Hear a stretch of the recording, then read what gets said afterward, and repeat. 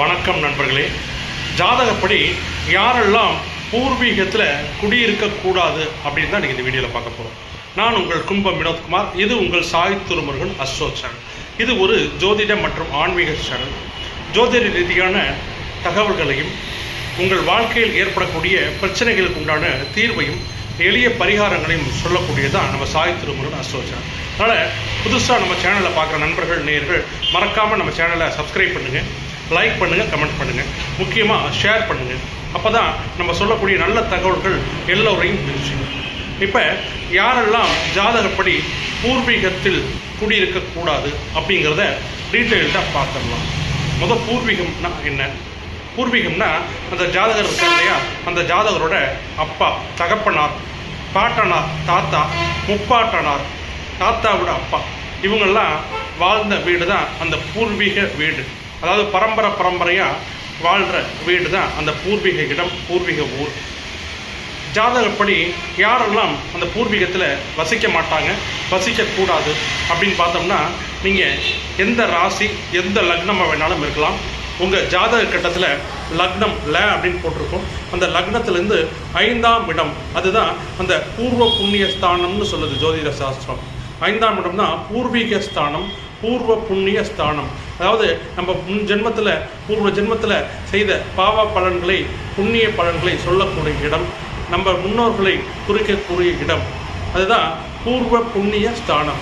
அந்த 5ஆம் வீட்டில் ராகு, கேது, சனி பகவான் இவங்கெல்லாம் இருந்தால் பூர்வீகத்தில் கெஞ்சினாலும் குடியிருக்கக்கூடாது. முக்கியமாக ராகு, கேது, சனி பகவான் இந்த 3 பாவகிரகம், அதாவது அதிபாவர்னு சொல்லுவோம். இந்த 3 பாவகிரகம் இருந்தால் அந்த ஜாதகர் அந்த பூர்வீக வீட்டில் வசிக்கக்கூடாது.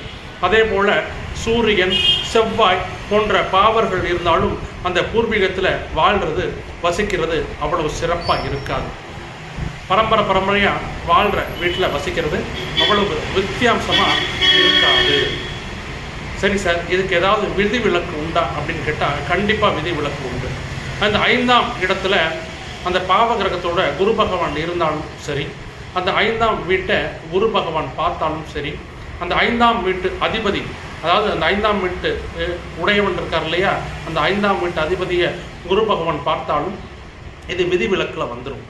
இந்த 5ஆம் இடத்துல ராகு, கேது, சனி பகவான் போன்ற பாவர்கள் இருந்தால் குலதெய்வ வழிபாடு தடை இருக்குது, குலதெய்வ வழிபாடு விட்டு போயிருக்கு அப்படின்னு அர்த்தம். முக்கியமாக இந்த பூர்வ புண்ணியத்தை ஸ்தானத்தை சரி பண்ணுறதுக்கு குலதெய்வ வழிபாடு ரொம்ப முக்கியம்.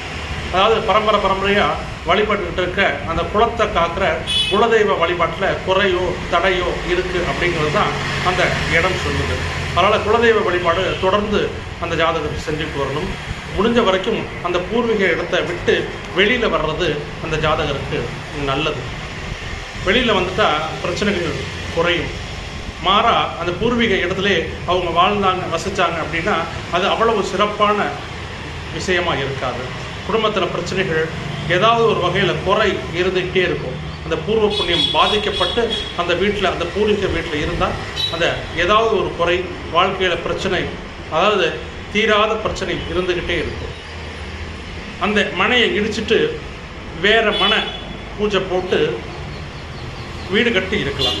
அந்த பழைய மனையில் இல்லாமல் அந்த மனையை இடிச்சிட்டு வேறு மனை, அதாவது புதுசாக பூமி பூஜை போட்டு மனை எழுப்பி வீடு கட்டி அதில் குடியிருக்கலாம், தவறு இல்லை. ஆனால் அதே வீட்டில் குடியிருக்கிறது அவ்வளோ சிறப்பாக ஆகாது. நண்பர்களே, தனிப்பட்ட ஜாதகம் பார்க்க விருப்பமுள்ள நண்பர்கள், நேயர்கள், எந்த ஊர், எந்த மாவட்டம், எந்த நாடாக இருந்தாலும் பரவாயில்ல, ஆன்லைன் வழியாக ஜாதகம் பார்த்து ஃபோன்லேயே கூப்பிட்டு அனைத்து பலன்களும் சொல்லிகிட்டு இருக்கிறோம் துல்லியமாக. விருப்பமுள்ள நண்பர்கள், நேயர்கள் என்னோட நம்பருக்கு கால் பண்ணுங்கள், இல்லை வாட்ஸ்அப் பண்ணுங்கள். நான் உங்கள் கும்பம் வினோத்குமார். இது உங்கள் சாய் திருமுருகன் அஸ்ட்ரோ சேனல். நன்றி, வணக்கம்.